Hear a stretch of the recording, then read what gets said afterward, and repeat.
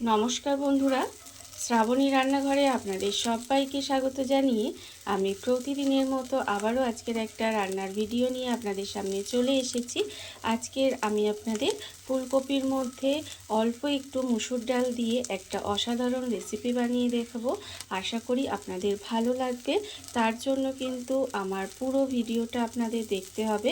আর দেখা শুরু করার আগে একটা লাইক দেবেন, সুন্দর একটা কমেন্ট করবেন আর শেয়ার করতে ভুলবেন না। তাহলে চলুন আজকের আমি এই ফুলকপির রেসিপিটা কিভাবে বানিয়েছি সেটা আপনারা একবার দেখে নিন। রান্নাটা করার জন্য প্রথমে আমি এখানে দেখুন গ্যাসটা অন করে একটা কড়া বসিয়ে দিয়েছি। এইবার আমি কড়ার মধ্যে দিয়ে দেব মুসুর ডাল। এখানে কিন্তু আমি অল্প পরিমাণে একটু মুসুর ডাল দিয়ে দিলাম। আর মুসুর ডালটা কিন্তু এখানে আগে থেকে একটা সুতির কাপড়ে ভালোভাবে মুছে রেখেছি।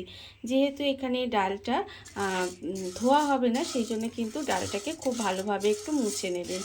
কারণ ডালটা বাইরে থেকে নিয়ে আসা হয় দোকান থেকে, সেই জন্য কিন্তু ডালটা খুব ভালোভাবে একটু মুছে পরিষ্কার করে নিতে হবে। এইবারে গ্যাসটাকে একেবারে লোতে দিয়ে দেবেন, দিয়ে এইভাবে একটু নেড়ে চেড়ে মসুর ডালটা ভেজে নিতে হবে। এইভাবে কিন্তু মসুর ডালটা প্রথমে ভেজে নিতে হবে। আর আমি প্রতিদিনের মতো আপনাদের একটা কথাই বলবো যে প্লিজ আমার ভিডিওটা আপনারা টেনে টেনে দেখবেন না, পুরো ভিডিওটা দেখুন। আশা করি আপনাদের ভালো লাগবে। দেখুন এইভাবে কিন্তু মসুর ডালটা প্রথমে আমি একটু ভেজে নিচ্ছি। মসুর ডালটা কিন্তু এখানে ভাজা হয়ে গেছে। মসুর ডালটাকে আমি একটু মুচমুচে করে ভেজে নিয়েছি। এইবারে ডালটাকে আলাদা করে তুলে রেখে দেব। ডালটা কিন্তু আলাদা করে তুলে একটু ঠান্ডা করে নিতে হবে। ডালটাকে আমি আলাদা করে একটু সরিয়ে ঠান্ডা হতে দিয়েছি। আর অন্যদিকে দেখুন কড়ার মধ্যে দিয়ে দেব সর্ষের তেল।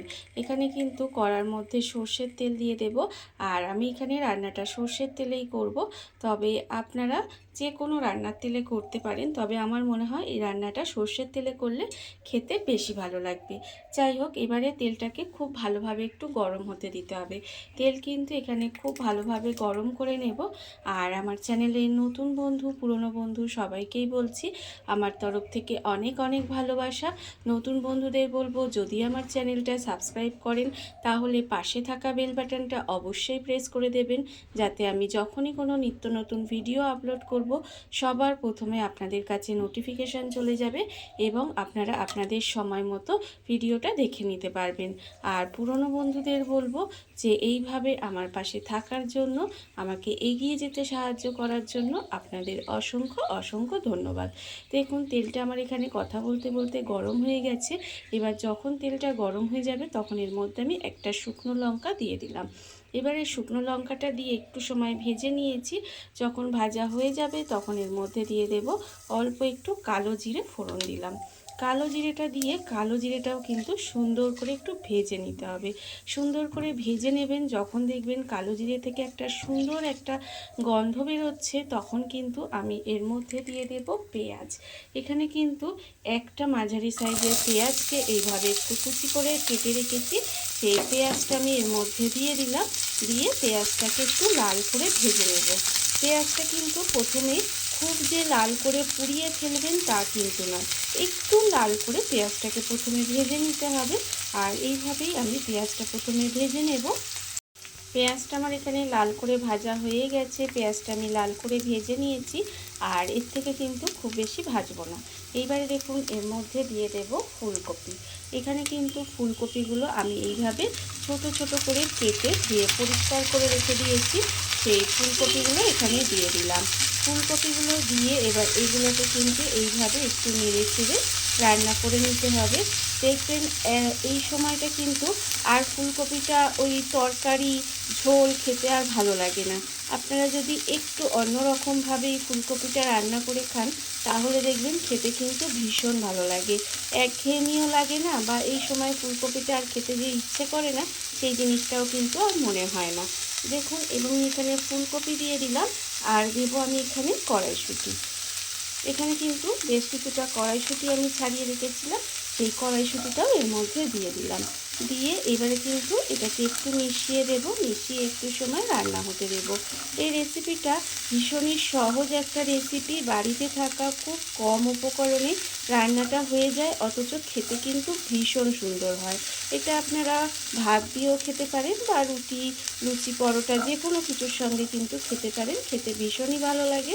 দেখুন এইবারে কিন্তু এটাকে আমি মিশিয়ে নিলাম, মিশিয়ে নিয়ে এটাকে একটু ঢেকে দেব। ঢেকে দিয়ে এরভাবে একটু ঢাকা দিয়ে রান্না হতে দেব। ঢাকা দিয়ে আমি কিন্তু এইভাবে কিছুটা সময় রান্না হতে দিয়েছিলাম। এইবারে দেখুন ঢাকাটা খুলে নিলাম, খুলে নিয়ে এটাকে কিন্তু এইভাবে একটু আবারও নেড়ে ছেড়ে দেবো। এইভাবে কিন্তু একটু নেড়ে ছেড়ে দিতে হবে। আর এই রান্নাটা কিন্তু গ্যাসটাকে একটু লোতে দিয়ে রান্নাটা করবেন, তাহলে কিন্তু রান্নাটা খুব সহজেই হয়ে যাবে। তার কারণ এইতে কিন্তু আমি কোনো রকম জল ব্যবহার করব না। এইভাবে ঢাকা দিয়ে দিয়ে এই ফুলকপিটা কিন্তু রান্না করে নেব। তাহলে গ্যাসটাকে আপনারা যদি লোতে দিয়ে রান্নাটা করেন, তাহলে কিন্তু রান্নাটা আস্তে আস্তে দেখবেন ঠিকঠাকভাবে হয়ে যাবে। আর না হলে গ্যাসটা যদি জোরে দিয়ে দেন, তাহলে পুড়ে যাবে, তখন কিন্তু আর খেতে ভালো লাগবে না। সেই জন্য বলছি গ্যাসটাকে একটু লোতে দিয়ে এইভাবে আস্তে আস্তে রান্নাটা করতে হবে। দেখুন এবারে আমি একটু নেড়ে চেড়ে দিলাম ঢাকাটা খুলে। এবার এর মধ্যে দিয়ে দেব নুন। এখানে কিন্তু আন্দাজ মতো নুন দিয়ে দিলাম। আর দেবো আমি এখানে হলুদের গুঁড়ো, অল্প সামান্য একটু হলুদের গুঁড়ো দিলাম। আর আমি এর মধ্যে দেব অল্প সামান্য একটু লঙ্কার গুঁড়ো। কতটা ঝাল খাবেন সেটা বুঝে কিন্তু লঙ্কার গুঁড়োটা ব্যবহার করবেন। আর দেবো আমি এখানে একদম অল্প 2-4 দানা চিনি। আপনারা চাইলে দিতে পারেন, আবার না চাইলে নাও দিতে পারেন, না দিলেও কোনো অসুবিধা নেই। তবে একটু দিলে কি হয়, নুন চিনির একটা ব্যালেন্স হয়, আর এটা কিন্তু খেতে একটু বেশি ভালো লাগবে, এই আর কি, আর কিছুই না। তবে অনেকেই মিষ্টি দিতে পছন্দ করেন না, তারা কিন্তু এই চিনিটা নাও দিতে পারেন, চিনিটা স্কিপ করতে পারেন। দেখুন এবার এই মশলাটা দিয়ে এইভাবে একটু নেড়ে চেড়ে দিলাম। নেড়ে চেড়ে এটাকে কিন্তু আবারও একটু ঢাকা দিয়ে দেব। ঢাকা দিয়ে এটাকে আবার একটু রান্না হতে দেব। এইভাবে কিন্তু ঢাকা দিয়ে দিয়ে রান্নাটা করতে হবে। এটা ঢাকা দিয়ে আমি যতক্ষণে রান্নাটা হতে দিচ্ছি, ততক্ষণ দেখুন অন্যদিকে আমি এখানে যে মুসুর ডালটাকে ভেজে রেখেছিলাম, সেই ডালটা কিন্তু ঠান্ডা হয়ে গেছে। আর এটা কিন্তু অবশ্যই ঠান্ডা করে নিতে হবে একটু। এইবার নিয়েছি দেখুন এখানে মিক্সি জারের মধ্যে আমি এই ডালটা দিয়ে দেব। মিক্সি জারের মধ্যে কিন্তু ডালটা দিয়ে দিতে হবে, দিয়ে ডালটাকে একটু গুঁড়ো করে নেব। ডালটা কিন্তু একটু গুঁড়ো করে নিতে হবে। ডালটা আমার এখানে গুঁড়ো হয়ে গেছে, দেখুন ডালটা কিন্তু এখানে গুঁড়ো করে নিয়েছি। আর অন্যদিকে যে আমি এটা ঢাকা দিয়ে রান্না হতে দিয়েছিলাম, এটা কিন্তু আমি ঢাকা দিয়ে কিছুক্ষণ রান্না করে নিয়েছি, আর মাঝের মধ্যে একটু করে নেড়ে ছেড়ে দিয়েছি।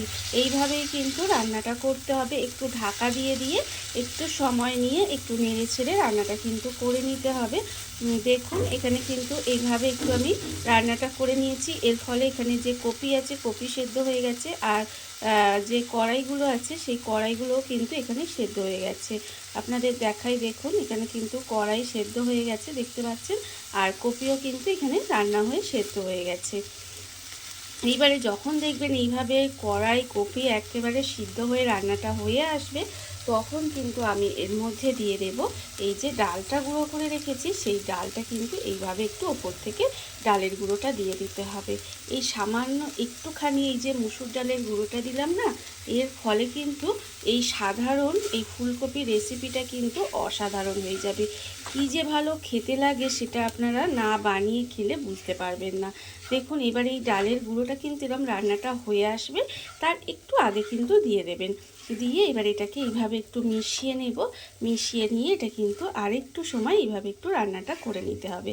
দেখুন এইভাবে যদি আপনারা এই ফুলকপি রেসিপিটা বানান, বানিয়ে খেয়ে তবে কিন্তু আমাকে কমেন্ট করে জানাবেন যে আপনাদের কেমন লাগলো। এইভাবে দেখুন আমি কিন্তু আর একটু সময়টাকে এভাবে রান্নাটা করে নেব। মুসুর ডালের গুঁড়োটা দিয়ে 2 থেকে 3 মিনিট মতো এইভাবে একটু নেড়ে চেড়ে রান্নাটা করে নিয়েছি। আর এর ফলে দেখুন রান্নাটা কিন্তু আমার একেবারে রেডি হয়ে গেছে।